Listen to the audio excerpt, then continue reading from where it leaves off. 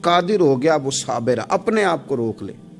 سب سے زیادہ ہمیں نقصان ہماری اپنی خواہشات دیتی ہیں، ہمارا اپنے اوپر ہی قابو نہیں۔ صبر یہ ہے کہ انسان اپنے اوپر کنٹرول کرے، اپنے آپ کو روکے۔ اسی لیے نبی پاک صلی اللہ علیہ وسلم نے صحابہ سے پوچھا تھا نا پہلوان کون ہے؟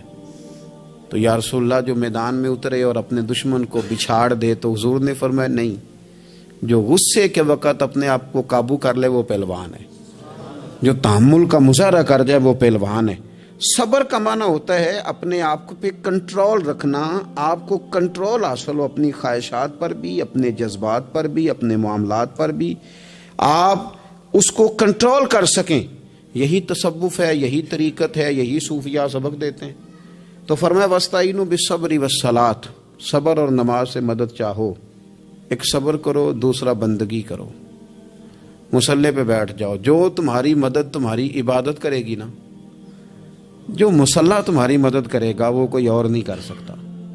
مصلی پہ بیٹھو، نماز سے مدد چاہو۔ نبی پاک صلی اللہ علیہ وسلم کا طریقہ کیا ہے کہ اگر آندھی آئی ہے تو حضور نے نماز کی نیت باندھ لی، بارش نہیں ہوتی تو نماز کی نیت باندھ لی، اگر سورج چاند گرہن ہو گیا تو حضور نے نماز کی نیت باندھ لی، حتیٰ کہ کافر ساری رات صفیں سیدھی کراتے رہتے تھے اور رسول پاک ساری رات مصلی بچھا کے نفل ادا فرماتے رہتے تھے۔ نماز سے مدد چاہیں۔ ارشاد فرمایا کہ وَإِنَّهَا لَكَبِيرَةٌ إِلَّا عَلَى الْخَاشِعِينَ، صبر اور نماز سے مدد مانگو، بے شک یہ دونوں چیزیں بھاری ہیں، کام دونوں مشکل ہے، لیکن ڈرنے والوں پر مشکل نہیں۔ جو رب سے ڈرتے ہیں ان کے لیے مشکل ہے۔ اب مجھے اجازت ہونی چاہیے نا، یہ کہہ لینا چاہیے نا کہ کوئی شخص کہے میرا نماز میں دن نہیں لگتا، تو میں اسے کہوں کہ تو رب سے ڈرتا ہی نہیں، اصل میں تو ڈرتا ہی نہیں۔ اگر تو ڈرے تو لفظ ہی نہ ادا کرے، اللہ نے بلایا اور تو آیا ہی نہیں۔ فرمایا یہ وزن ضرور ہے ان دو چیزوں کا، لیکن ڈرنے والوں پر، یہ ڈرنے والے کون ہیں؟ فرمایا الذین یظنون انہم ملاقو ربہم وانہم الیہ راجعون، جو اس بات کا یقین رکھتے ہیں کہ ہم نے اپنے رب سے ملاقات کرنی ہے اور ہمیں اسی کی طرف لوٹ کر جانا ہے۔ جس بندے کو یقین ہونا میں نے رب سے ملنا ہے، میں نے اس سے ملنا ہے، اسی کی طرف جانا ہے، اس کے لیے نہ نماز مشکل ہے نہ صبر مشکل ہے، اس کے لیے دونوں چیزیں آسان ہو جاتی ہیں۔ شرط یہ ہے کہ شوق ہو تیرے اندر رب سے ملاقات کا، تجھے شوق ہو۔ میرے نبی پاک صلی اللہ علیہ وسلم نے فرمایا لوگوں جو رب سے ملنے کا شوق رکھتا ہے نا، اللہ بھی اس سے ملنا پسند کرتا ہے،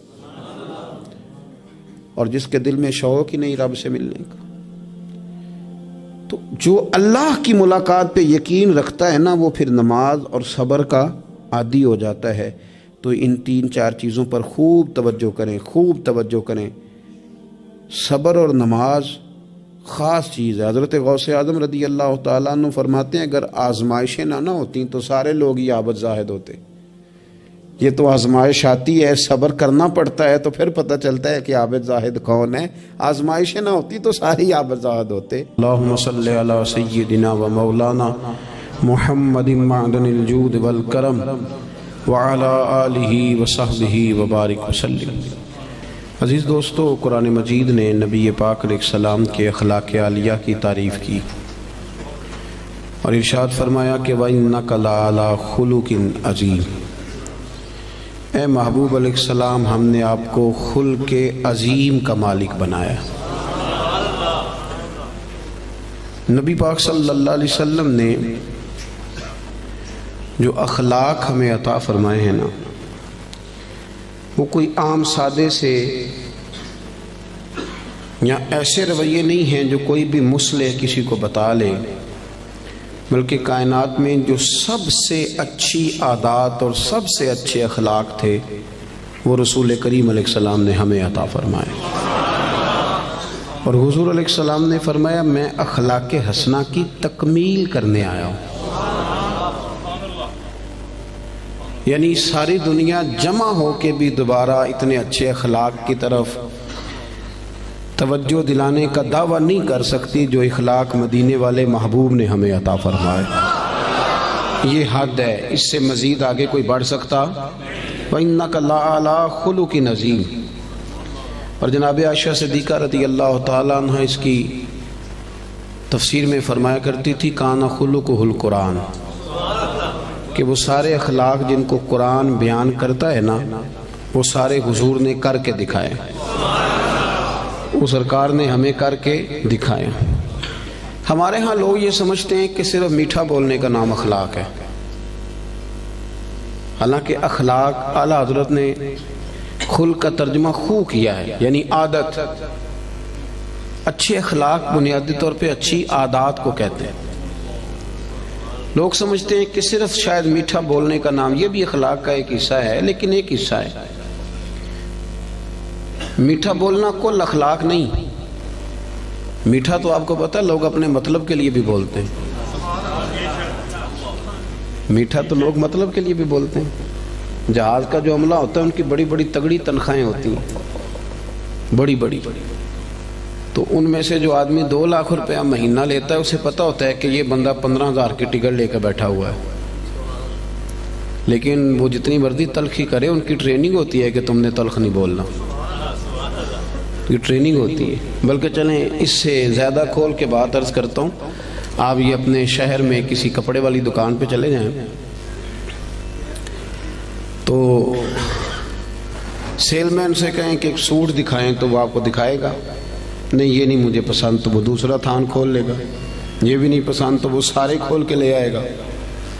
آپ آنے لگیں گے تو کہے گا انکل ذرا ٹھہریے میں نے کچھ پیچھے بھی رکھے ہوئے،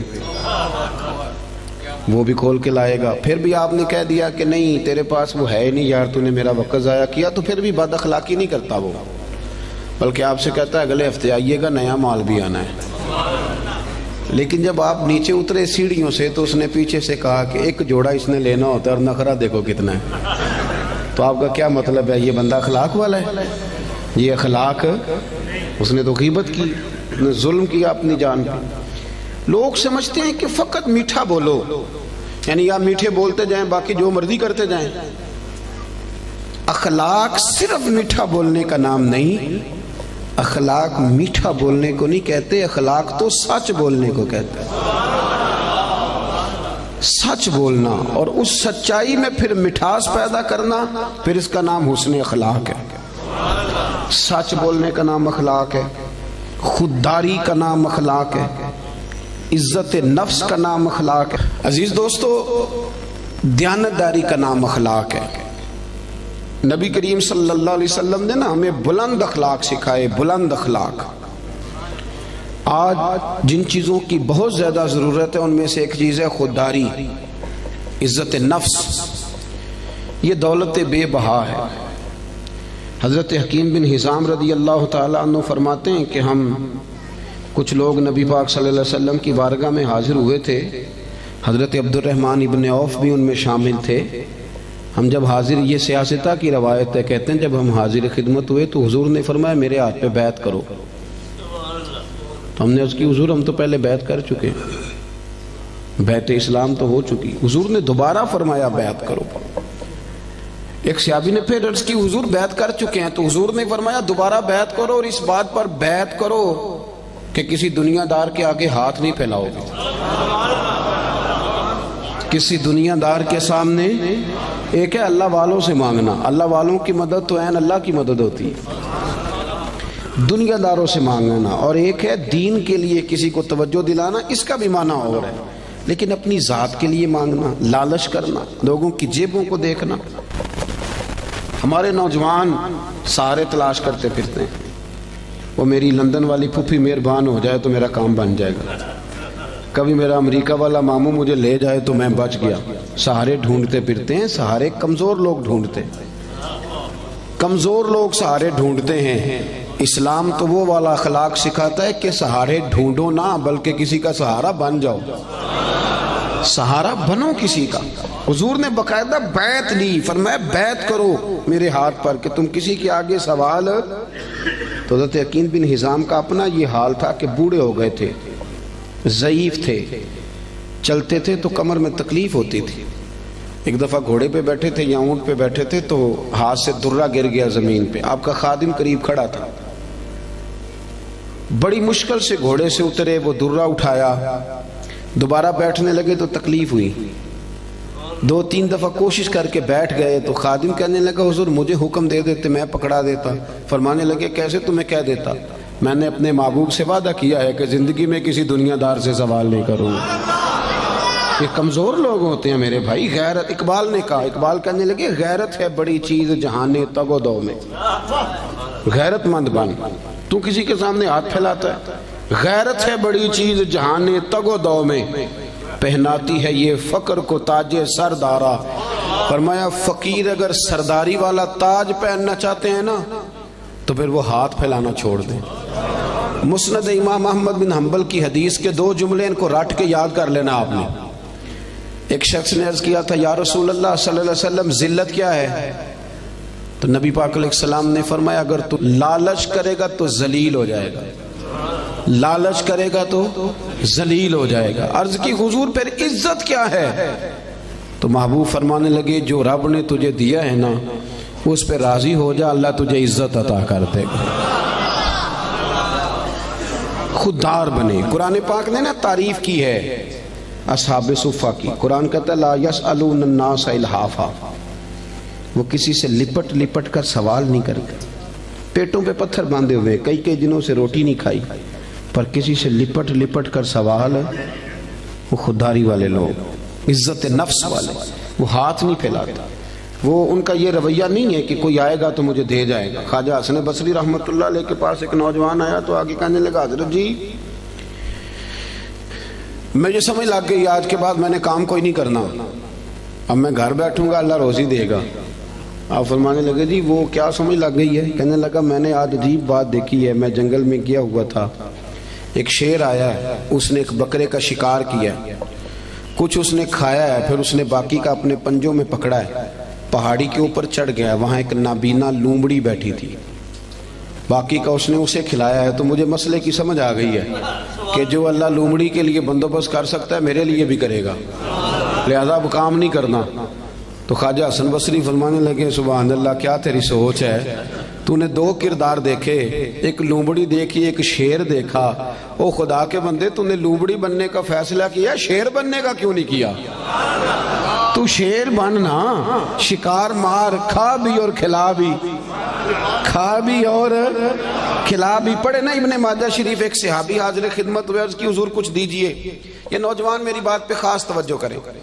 اب وہ اقبال کہا کرتے تھے لہو مجھ کو رلاتی ہے جوانوں کی تن آسانی، کہتے یہ آرام پسند ہے، کہتے کرنا کچھ نہ پڑے، کچھ شارٹ کٹ رستہ ملے۔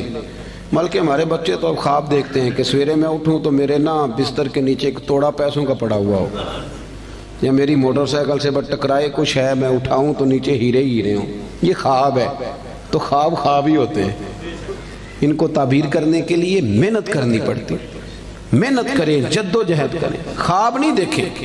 ہمارے ہاں مزاج ہی نہیں، توجہ ہی نہیں۔ ابن ماجہ کی حدیث، ایک شخص نے آ کے عرض کیا تھا یا رسول اللہ کچھ دیجئے، اور کہاں سے اس نے مانگا؟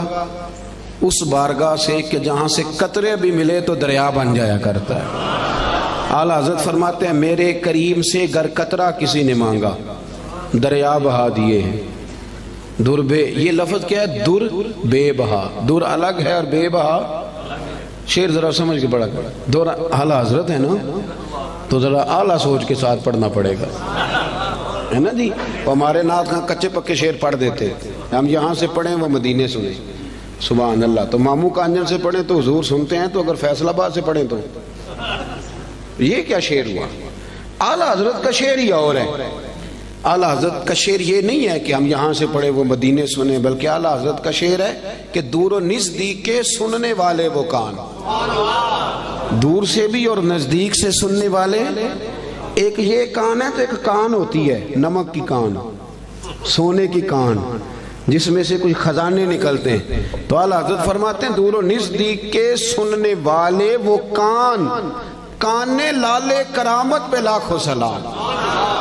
حضور کے جو کان ہے نا وہ کرامت کی کان ہے، وہ وہاں سے کرامت کے لال نکلتے ہیں۔ فاضل بریلوی کا شعر تو پھر وہ بہت ساری تفسیریں کرتا ہے نا، بار وقت نہیں کہ میں اس طرف جاؤں، مضمون پہ رہنا چاہتا ہوں۔ مانگا اس نے کچھ آ کے تو نبی پاک صلی اللہ علیہ وسلم نے نا حضور سب کو دیتے تھے اور بے بہا دیتے تھے، اور جو ایک دفعہ حضور سے مانگتا تھا کہیں اور جانے کی ضرورت ہی نہیں پڑتی تھی. لیکن اس صحابی سے، نوجوان سے نبی پاک نے فرمایا تیرے پاس کوئی شے نہیں، تو مانگنے آیا ہے؟ تو اس نے عرض کی یا رسول اللہ میرے گھر میں نا ایک کمبل ہے اوڑھنے کا اور ایک پیالہ ہے پانی پینے کا. صحیح بتانا اتنا غریب کو اس محفل میں ہے جس کے گھر میں ایک ہی کمبل اور ایک ہی پیالہ ہو؟ بولتے کیوں نہیں؟ آپ ناراض ہیں؟ چلو نہ ہی کر دیں. کوئی ایسا غریب ہے؟ لیکن آپ ہر تیسرے آدمی سے پوچھیں حال کیا تو وہ رو پڑے گا، کہے گا سب سے غریب میں ہی نہیں. ہر تیسرا بندہ غریب ہے، پریشان ہے. اتنا بھی کوئی غریب ہوگا کہ ایک پیالہ پانی پینے کا اور ایک کمبل اوڑھنے کا؟ نبی کریم علیہ السلام نے نا وہاں اسے یہ نہیں کہا کہ چل تو رو آنسو بہا، اور میں لوگوں کو بھی کہتا ہوں کہ سارے کہیں کہ بڑا غریب ہے اس کے ساتھ تعاون کرو. نا، اس غریبی پر بھی رسول کریم نے غیرت کا درس دیا. حضور نے فرمایا جا کمبل اور پیالہ لے کے آ. وہ لے کے آئے تو اللہ کے رسول نے فرمایا کون خریدے گا بھائی؟ ایک صحابی نے عرض کی حضور 1 دینار، دوسرے نے کہا 2 دینار. حضور نے 2 دینار والے کو کمبل اور پیالہ بھی بیچ دیا. اس نے نہیں کہا کہ حضور 2 ہی چیزیں تھی وہ بھی بیچ دینے لگے ہو. حضور نے بیچ دیا اور اس سے فرمایا جا 1 دینار کی روٹی لے جا اور 1 دینار کا نا کلاڑا خرید کے لا. کلاڑا، نوجوانوں ادھر دیکھو میری طرف، دنیا میں کوئی پیشہ برا نہیں.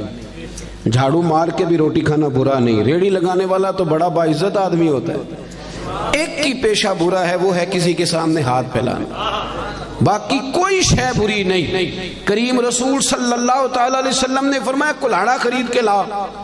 صحابہ کہتے وہ کلاڑا خرید کے لایا، پر اس کے نصیب دیکھو، کلاڑا وہ لایا پر اس میں دستہ میرے مصطفیٰ کریم نے اپنے دستے مبارک سے لگایا. اور حضور نے اسے فرمایا چلنا جنگل میں لکڑیاں کاٹ، کھا بھی اور کھلا بھی، پہن بھی، اور فرمایا 15 دن مجھے نظر نہ آنا، یعنی فرض نماز کے لیے آنا، اس کے علاوہ یہاں نہ آنا، جا کام کر. 15 دنوں کے بعد آیا. یہ لفظ امام سیوطی نے در منصور میں لکھے. 15 دن کے بعد آیا تو حضور نے فرمایا تیرا کیا حال ہے؟ عرض کرنے لگا یا رسول اللہ پہلے 1 کمبل تھا اب سارے گھر کے بستر بن گئے، پہلے 1 پیالہ تھا بڑے برتن بن گئے. اور امام سیوطی نے یہ لفظ بڑھا کے لکھے ہیں، یہ صحا کے نہیں ہیں. کہتے ہیں اس نے جیب میں ہاتھ ڈالا اور 10 دینار نکالے. عرض کرنے لگا حضور یہ رکھ لیں، مسجد اور مدرسے کے کام آ جائیں گے، یہ میری طرف سے نذرانہ. علامہ اقبال تھے یورپ میں، تو ان کے بیٹے نے خط لکھا کہ ابا جی مجھے کچھ پیسوں کی ضرورت ہے تو آپ کا نام لے کے کسی سے قرضہ پکڑ لوں. تو اقبال نے جواب میں نظم لکھ کے بھیجی. اقبال کہنے لگے دیار عشق میں اپنا مقام پیدا کر، دیار عشق میں اپنا مقام پیدا کر، دیار عشق میں اپنا مقام پیدا کر، نیا زمانہ نئے صبح و شام پیدا کر. خدا اگر دل فطرت شناس کرے عطا تجھ کو تو پھر سکوت لالا و گل سے کلام پیدا کر. اور اقبال کہنے لگے پتر میرا طریق امیری نہیں فقیری ہے، خود ہی نہ بیچ غریبی میں نام پیدا کر. خود ہی نہ بیچ غریبی میں، کس میں؟ یہ نوجوان کیوں نہیں بولتے جن سے میں بات کر رہا ہوں؟ غریبی میں نام. اعلیٰ حضرت فاضل بریلوی کا جو مدرسہ ہے نا بریلی شریف میں، وہ آج بھی چھوٹا سا ہے. یہ تھوڑا سا کرنی پڑتی ہے محنت شنت. تو بڑے خوددار آدمی تھے. کسی نے کہا بہت بڑے شاعر ہیں. نان پارا ایک ریاست ہے انڈیا کی، اگر نان پارا کے نواب کے لیے 2-3 شعر لکھ دیں تو مدرسہ بن جائے گا. تو اعلیٰ حضرت کہنے لگے چلو کوئی حرج نہیں، لکھ دیتے ہیں. یہاں تقریریں بکتی نہیں، نعتیں بکتی نہیں، یہاں بڑا کچھ نہیں ہوتا نیلام. تو 2 شعر لکھ دیں. کہنے لگے لکھ دیتے. کیا خوبصورت شعر لکھے. کہنے لگے کروں مدح اہل دول رضا اور پڑے اس بلا میں میری بلا، میں تو گدا ہوں اپنے کریم کا، میرا دین پا رہا ہے نان. اعلیٰ حضرت کے چھوٹے بیٹے تھے حضور مفتی اعظم ہند مولانا مصطفیٰ رضا خان صاحب. علامہ ارشد القادری ایک بہت بڑے عالم گزرے ہیں، وہ جمشید پور میں رہتے تھے. کہتے میں نے ان کو بلایا اعلیٰ حضرت کے صاحبزادے کو محفل پہ. تو جب جانے لگے نا تو میں نا لفافے میں کچھ رقم رکھ کے بطور نذرانہ دینے لگا. نذرانہ سنت ہے، یہ تحفہ ہے. کہتے ہیں حضور مفتی اعظم نے مجھ سے پوچھا یہ کیا ہے، تو مجھے کہنا چاہیے تھا نذرانہ ہے، تحفہ ہے، میرے منہ سے نکل گیا حضور کرایہ ہے، آنے جانے کا کرایہ ہے۔ تو کہتے ہیں میرے منہ سے نکل گیا تو حضرت نے لپیٹ کے پیسے میری جیب میں دیے، کہنے لگے ارشد القادری صاحب یہ رکھیے، میں احمد رضا کا بیٹا ہوں، میں کرایہ کا مولوی نہیں کہ جو کرایہ دے گا اور مجھے بلا لے گا۔ میرے والد نے بتایا ہے کرو مدح اہل دول رضا، پڑے اس بلا میں میری بلا، میں گدا ہوں اپنے کریم کا، میرا دین پارا ہے۔ نوجوانوں یہ اخلاق سب سے پہلے سیکھو، سب سے پہلے، کہ کسی دنیا دار کے سامنے ہاتھ، آپ محنت کریں، اللہ تو محنت کرنے والے کو محبوب ہی بڑا رکھتا ہے، آپ مشقت کریں، آپ دیکھیں رب کتنے رستے کھولتے۔ اور ایک اور بات، جو لوگ سیڑھیوں سے چلتے ہیں نا، بے ساتھیوں سے، انہیں پیروں پہ چلنا ہی نہیں آتا۔ اگر اپنے پیروں پہ چلنا سیکھو گے نا تو ایک دو دفعہ لڑکھڑاؤ گے، پھر سیدھے کھڑے ہو جاؤ گے، سیدھے کھڑے ہو جاؤ گے۔ سب سے پہلا اخلاق یہ سیکھو کہ کچھ بھی ہو جائے تھوڑے پہ گزارا کرو، تھوڑے، لیکن اپنے گھر کے اندر رہو۔ اگر آپ کا اپنا مکان ہے اور وہ کچا ہے تو ہمیں کیا ضرورت ہے کسی کا پکا دیکھنے کی، جو ہمارا ہے وہ محل ہے، ہمیں کیا ضرورت، خودداری، عزت۔ اور دوسرا اخلاق، آپ کو پتہ ہے نبی پاک صلی اللہ علیہ وسلم کی سب سے پہلے شہرت کیا ہوئی تھی؟ کہ صادق اور امین ہے۔ صادق اور بول کے بتائیے، حضور سب سے پہلے معروف کس بات سے ہوئے؟ ہمارے ہاں نا پاکستان کے آئین میں جھوٹ کی سزا ہی کوئی نہیں، پاکستان کے آئین میں جھوٹ کی سزا، آپ جائیں تھانے اسے کہیں اس بندے نے میرے ساتھ 50 جھوٹ بولے ہیں، وہ کہے گا اس کا پرچہ ہی نہیں ہو سکتا۔ اور جھوٹ اتنا عام ہو گیا، غلط بیانی، جھوٹ، اور وہ طے کر کے بولتے ہیں لوگ جھوٹ، طے کر کے، یعنی شادی کارڈ پہ جان بوجھ کے لکھتے ہیں کہ 12 بجے کھانا ہے، کھلاتے ہیں 12 بجے، کیوں لکھتے ہیں؟ یہ جھوٹ نہیں، کیوں آپ نے جھوٹ لکھا؟ پھر اس کے ساتھ آپ نے انشاءاللہ کا جملہ بھی استعمال کیا، کیا ضرورت تھی اس کی؟ اتنا جھوٹ۔ ایک بچہ مجھے کہنے لگا حضرت صاحب میری اماں سے کہہ دیں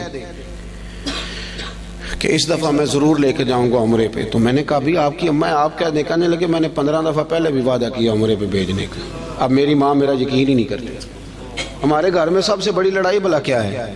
بی بی کہتی ہے کہ روٹی روزی کا مسئلہ نہیں، مجھے اعتبار ہی نہیں کہ یہ سچ بولتا ہے کہ جھوٹ بولتا ہے، ہم نے اعتبار ضائع کر لیا، اعتبار ضائع ہو گیا، لوگ یقین کرنے کو تیار نہیں۔ وہ حضور کا اخلاق جس سے میرے رسول پاک نے آغاز فرمایا، جس سے حضور کی تعریف ہوئی، سچ بول۔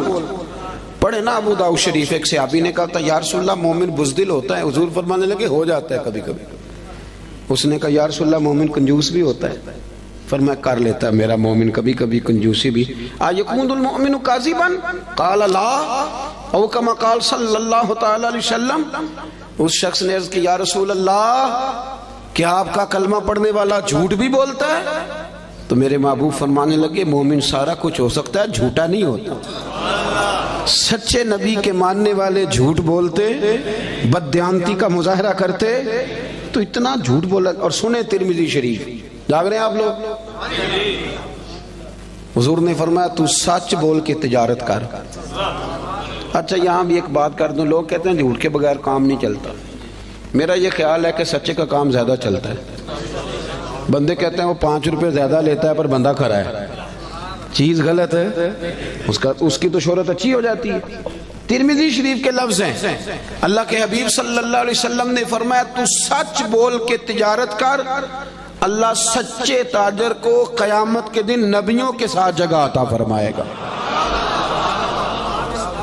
لیکن لوگ جھوٹ بولتے ہیں اور بڑا تگڑا کر کے بولتے ہیں، بددیانتی کرتے ہیں، اور چھوٹی چھوٹی سی، یعنی کبھی کبھی نا شرم آتی ہے جب بڑے ذمہ دار ادارے کا آدمی 200 روپیہ رشوت لیتا ہے نا، تو شرم آتی ہے کہ یار اس کو ڈسکس بھی کریں گے اب ہم، یعنی اتنا نیچے اتر جائیں گے، ہاتھ دھوتی ہے کوئی کسی چیز کی، اتنا نیچے اتر کے ہم بددیانتی کریں گے۔ آپ کو پتہ ہے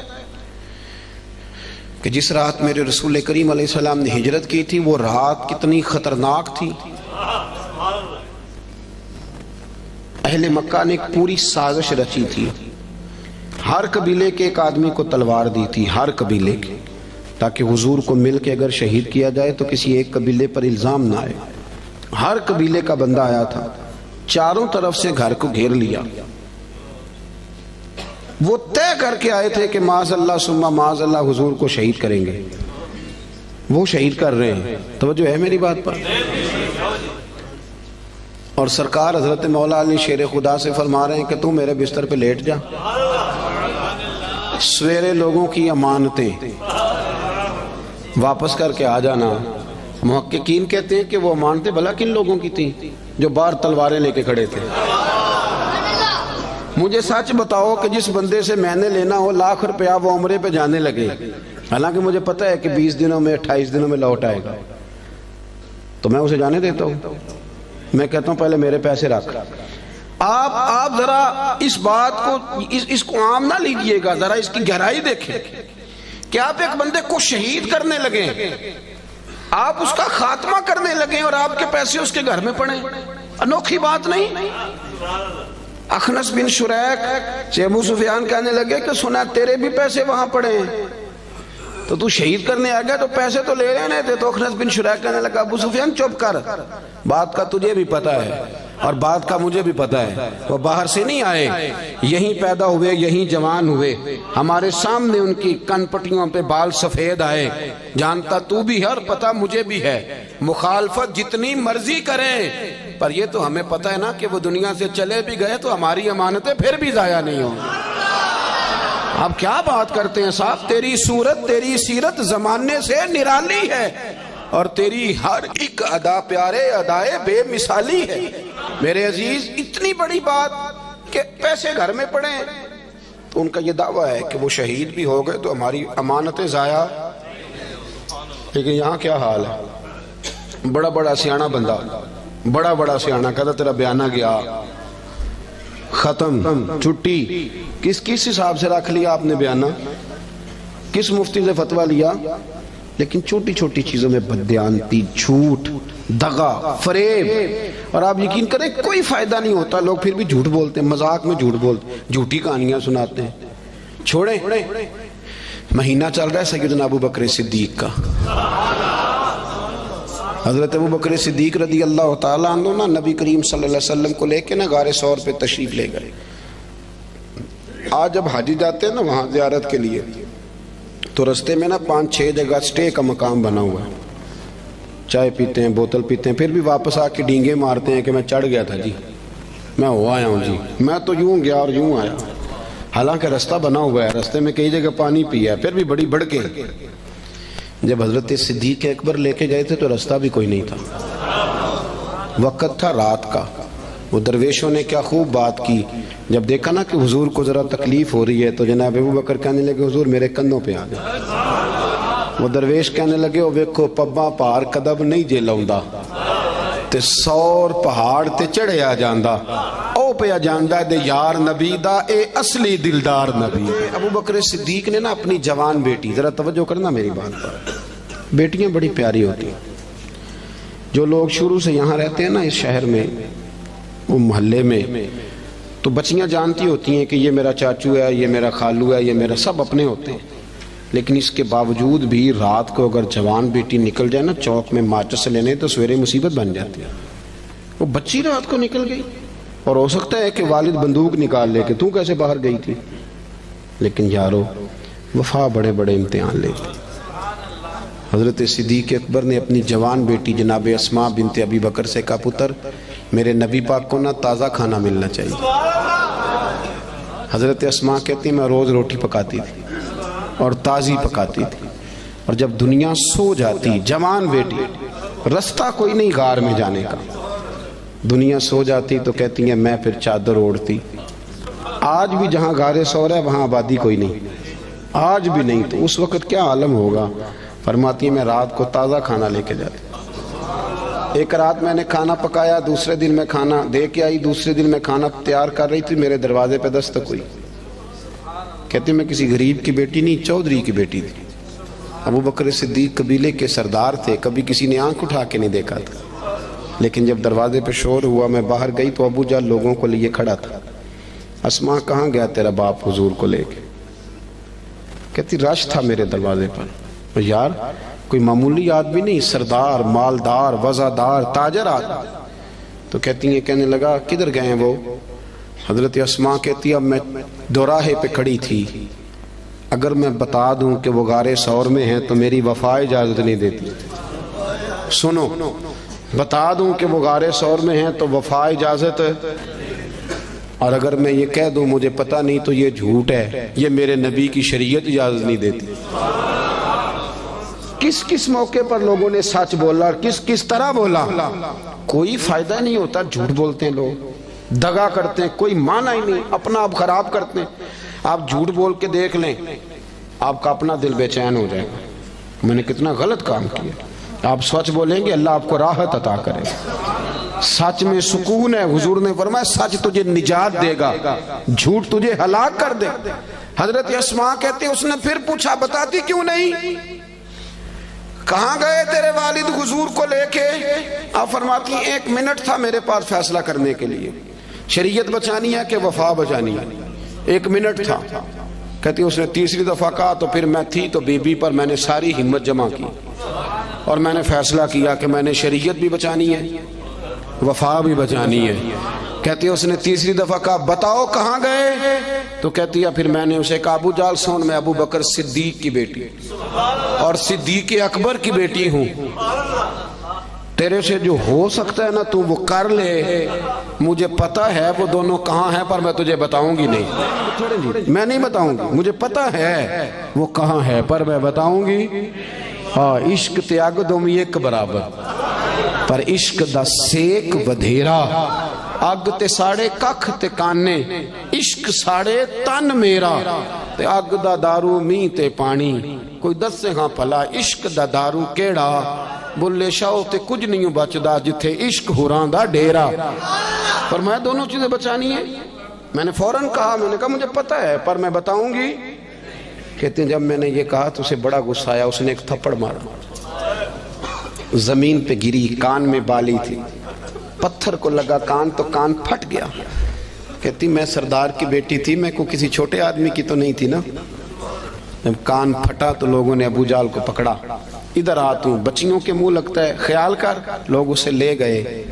کہتی میں اسی حال میں اٹھی، میں نے اپنے کانوں پہ چادر لپیٹی اور پھر روٹی پکائی، اور پھر میں نے دیکھا کہ ذرا لوگ زیادہ گہری نیند چلے جائیں، رات گہری ہو جائے تو میں غار ثور میں گئی. کہتے جب وہاں کھانا رکھا، دیا جلایا تو جناب صدیق اکبر پریشان ہو گئے. اسماء پتر منہ کیوں لپیٹا ہوا ہے؟ بیٹی رہتی ہے نا دو کہیں تو وہ ٹیلی فون پہ رات فون پہ صحیح بات نہ کرے تو ابا ساری رات سوتا ہی نہیں، پتہ نہیں تینوں کی. اور بچی منہ لپیٹا، کیا ہوا؟ کچھ نہیں آپ کھانا کھائیں. کیا ہوا ابا جی؟ دیکھیں کیا پکایا. اسماء پتر بتا کیا ہوا. جب جناب صدیق اکبر کی تشویش دیکھی تو حضور سید عالم آقا کریم نے فرمایا اسماء بتاتی کیوں نہیں، کیا ہوا؟ عرض کی حضور کچھ نہیں، ابو جال آیا تھا، اس نے پوچھا ہے میں کیا کرتی. اگر بتا دیتی تو دل اجازت نہیں دیتا تھا، اور اگر جھوٹ بولتی تو آپ کی شریعت میں منع ہے. حضور میں نے اسے کہا ہے مجھے پتہ ہے بتاؤں گی نہیں، تو اس نے تھپڑ مارا ہے. یہ کہہ کہ جناب اسماء نے جب چہرے سے کپڑا ہٹایا تو خون پھر بہنے لگا. حضرت صدیق اکبر نے آنسو سمیٹ کے دامن میں چھپائے تو میرے محبوب نے ہاتھ اٹھائے، کہا اے اللہ میں ابو بکر سے راضی ہوں، تو بھی میرے صدیق سے راضی ہو جاؤ. میرے عزیزو ہم تو نا بلا وجہ کا جھوٹ، بلا. حضرت معروف کرخی رحمت اللہ تعالی علیہ، بغداد کے لوگ آپ کے پاس آئے، کہنے لگے حضور دعا کر دیں بغداد میں بارش نہیں ہوتی. تو آپ فرمانے لگے یہ جو میرے سامنے کریانے والا ہے نا، یہ جو دال بیچتا ہے، شکر بیچتا ہے، گڑ بیچتا ہے، اس سے دعا کراؤ بارش ہو جائے گی. لوگ کہنے لگے حضرت صاحب وہ تو ہمارے ساتھ ہی نماز پڑھتا ہے، سارا کچھ ہے ہم جانتے ہیں. فرمایا اس سے دعا کراؤ بارش ہو جائے گی. لوگ کہتے ہیں جا کے اسے کہا میاں دعا کر دو. کہنے لگا حضرت صاحب سے کراؤ. تو کہنے لگی انہوں نے ہی تو بھیجا ہے. اچھا انہوں نے بھیجا ہے؟ ہاتھ اٹھا دیے، یا اللہ تیرے بندے کہتے ہیں تیرے بندے نے بھیجا ہے، مہربانی کر بندوں پہ رحم فرما. ابھی دعا پوری بھی نہیں ہوئی کہ رب کریم نے بارش عطا کر دی. لوگ چلے گئے، کچھ جو اہل دل تھے وہ دوڑے ہوئے حضرت معروف کرخی کے پاس آئے. عرض کی حضور یہ کوئی علیحدہ نمازیں پڑھتا ہے، واپس آ کے الگ نمازیں پڑھتا ہے. تو آپ فرمانے لگے نہیں اتنی پڑھتا ہے جتنی تم پڑھتے ہو، سنت شریعت کا پابند ہے، داڑھی رکھی ہوئی ہے، 5 وقت مسجد آتے ہو، تو حضور پھر اتنی قبولیت؟ آپ فرمانے لگے 35 سال ہو گئے میرے سامنے دکان کرتا ہے، یہ سودا پورا تولتا ہے اور گاہکوں کے ساتھ سچ بولتا ہے۔ تو جو بندہ 35 سال سے سچ بولے، اللہ کی نافرمانی نہ کرے، وہ بھی جب ہاتھ اٹھائے تو عرش کا مالک فوراً دعائیں قبول فرمائے۔ ایک تیسری بات یہ سنیں کہ حضور کا اخلاق یہ ہے کہ زندگی کا کوئی لمحہ ضائع نہیں کرنا، بے مقصد وقت نہ گزاریں کبھی بھی۔ سرکار نے نا لوگوں کو ایک مقصد دیا، اس مقصد پہ چل نکلے۔ حضرت بلال کا بھی مقصد تھا، حضرت عمر فاروق کا بھی ایک، حضرت خالد بن ولید کا بھی ایک۔ میری بات کی سمجھ آ رہی ہے؟ کوئی زندگی میں نا کوئی مقصد بنائے، اور اگر اللہ دے توفیق تو پھر میرے نبی کریم کے دین کی خدمت کو بھی مقصد بنائے۔ پتہ میں آپ کو عرض کروں، کسی بندے کو لو لگ جائے نا کہ میری 4 بہنیں جوان ہیں، میرا ابا بوڑھا ہو گیا ہے، تو 4 بہنیں اس سے چھوٹی ہوں تو پردیس چلا جاتا ہے اور کہتا ہے پہلے ان 4 کی شادی کروں گا پھر اپنی کروں گا۔ کرتے ہیں کہ نہیں ایسے لوگ؟ کرتے ہیں نا۔ لو لگ گئی ہے نا کہ میں نے اپنے گھر کو چلانا ہے۔ کسی کو گھر چلانے کی لو لگ گئی، کسی کو مکان بنانے کی، کسی کو بہنیں بیانے کی، کسی کو ماں باپ کو حج کرانے کی۔ کچھ ایسا بھی ہونا چاہیے کہ دین آگے پھیلانے کی بھی لو لگ جائے۔ ہم نے نا بحث سمجھ لیا ہے کہ دین بس بحث کرنے آیا ہے۔ 1 ربیع الاول سے 12 ربیع الاول تک بحث کرو کہ میلاد منانا چاہیے کہ نہیں، اور ٹکا کے کرو۔ اور جن کی 7 نسلیں میلاد مناتی آ رہی ہیں اور سارے منا، وہ بھی پوچھتے ہیں ہر سال ہی کہ جائز ہے کہ ناجائز ہے۔ میں کہتا ہوں اب بس کریں، اب کتنا کو پوچھنا ہے، اب عمل کا رستہ اختیار کریں۔ اب اور میں نے اس دفعہ دوستوں سے کہا تھا کہ میرا دل کرتا ہے اب یہ نہ پوچھو میلاد منانا چاہیے کہ نہیں، اب میرا یہ دل کرتا ہے کہ ہم سے یہ پوچھیں کہ میلاد کی جھنڈیاں وضو کر کے لگانی چاہیے کہ بغیر وضو کے بھی لگ جاتی ہیں۔ اب ساری زندگی یہیں اڑے رہنا ہے، آگے بھی تو بڑھو نا تھوڑا سا۔ دین کے لیے نا جد و جہد نہیں، شوق نہیں، بلکہ بہانے بازی ہے، فلانا لڑتا ہے، فلانا ایسے کرتا ہے، فلانا۔ چھوڑیں، آپ نے عمل کب کیا ہے؟ دین کو تھوڑا سا مقصود بنائیں، کوئی ایک لائق سا بچہ نکال کے نا اسے دین کا عالم بنائیں، کچھ تھوڑا سا نا دینی چیزوں کو پڑھیں، کچھ لوگوں کو پڑھنے کی رغبت دیں۔ ہمارے ہاں نا وہ کسی ایک مدرسے کا کوئی استاد، اس کی فوٹو چھپ جائے نا اس نے بڑا مارا ہے اور بچے کے کمر پہ نشان پڑ گئے تو فوٹو اچھی چلتی ہے سوشل میڈیا پہ 4 دن۔ مجھے بھی ایک نے لا کے دکھائی، کہنے لگے مولوی صاحب مار مار کے ویکو کی حال کیتا ہے۔ میں نے اسے کہا کہ کتنے مدرسے ہیں پاکستان میں؟ مدرسوں کی تعداد ہزاروں میں، تو یہ ایک بندہ آپ کو ایسا نکلا ہے تو آپ نے ادھم مچا دیا ہے۔ اس نے غلط کیا، اسے ایسا نہیں کرنا چاہیے تھا، پر آپ میرے ساتھ چلے، میں بتاتا ہوں یونیورسٹیوں میں کیا کیا خرابیاں ہیں، کالجوں میں کیا خرابیاں ہیں۔ آپ حیران ہوں گے کہ نشہ سب سے زیادہ یونیورسٹیوں اور کالجوں میں بکتا ہے۔ آپ نے کبھی دیکھا ہے کوئی مولوی ہائی لائٹ کرتا ہو کہ یونیورسٹیوں میں یہ کچھ ہو رہا ہے؟ کبھی دیکھا آپ نے؟ نہیں کرتے، اس لیے کہ ہم سمجھتے ہیں وطن ہمارا اپنا ہے اور یونیورسٹیاں ہماری اپنی ہیں، پڑھنے والے بچے ہمارے۔ ہم مدارس کے بچوں کو اپنا کیوں نہیں سمجھتے؟ مسجد کو اپنا کیوں نہیں سمجھتے؟ یہ بھی ایک ادارہ ہے، یہ بڑا کچھ ہمیں دیتا ہے، بڑا کچھ۔ لوگ کہتے ہیں مولوی کچھ نہیں کر رہے، تو میں کہتا ہوں کبھی ایسا ہوا ہے کہ تراویحاں کسی مسجد میں رہ گئی ہوں کہ حافظ نہیں ملا؟ بتائیں کبھی ہوا ہے؟ اس مسجد میں آج جمعہ نہیں ہوا جی، مولوی کوئی نہیں ملا۔ تو مدارس کچھ کر رہے ہیں تو اتنا بڑا انقلاب آیا ہوا ہے۔ ہر شعبے کے لیے آپ کو بندہ ملتا ہے۔ اپنا دین کو مقصد بنائیں، اور کچھ نہ کر سکیں تو کم از کم دینی لوگوں کی حوصلہ شکنی نہ کریں۔ ایسے کو بندہ پگڑی باندھ کے آ جائے تو اسے کہہ دے کہ تو اچھا لگ رہا ہے۔ ویسے ایک میرا دل کرتا ہے بات کر دوں، وہ بھی میں کر ہی دیتا ہوں۔ آپ نا بیوٹی پارلر سے تیار ہو کے ہیں تو لوگ کہیں گے سونے لگ رہے ہیں، یہی کہیں گے۔ لیکن اگر آپ امامہ باندھ کے، داڑھی رکھ کے، کنگھی کر کے، خوشبو لگا کے ہیں تو لوگ تعریف پھر بھی کریں گے، پر یہ نہیں کہیں گے سونے لگ رہے ہیں، کہیں گے کتنا نورانی چہرہ ہے۔ تو دین کے رنگ میں تو تعریف بھی بدل جاتی ہے اور مزہ دیتی ہے۔ تو اپنا مقصود بنائے۔ مجھے بتایا گیا یہاں مسجد اور بڑی جلدی مدرسے کا بھی آغاز ہونے لگا ہے۔ میں اس چیز کا قائل ہوں کہ مسجد اور مدرسہ جہاں بھی ہو وہ میرے نبی پاک کی پسند ہے۔ اپنی توجہات بڑھایا کریں۔ انسانوں میں غلطیاں ہوتی ہیں، مسجد و مدرسوں میں رہنے والے لوگ فرشتے نہیں ہوتے، انسان ہوتے ہیں، تو غلطیاں جہاں ہوتی ہیں ان کو صحیح کیا جاتا ہے، غلطیوں کی مخالفت شروع نہیں کی جاتی۔ اس مدرسے کو، اس مسجد کو آپ نے توجہ دینی ہے، توجہ۔ میرے پاس نا میرے کچھ مریدین جو لاہور سے تعلق رکھتے ہیں وہ سارے آئے ہوئے تھے، کچھ دن ہو گئے، وہ کافی سارے لوگ تھے، تو کچھ وظائف کی بات چیت چل رہی تھی، تو میں نے انہیں کہا بھی تمہارا ایک وظیفہ میں نے اور بڑھا دیا۔ وہ پیر صاحب وہ کیا؟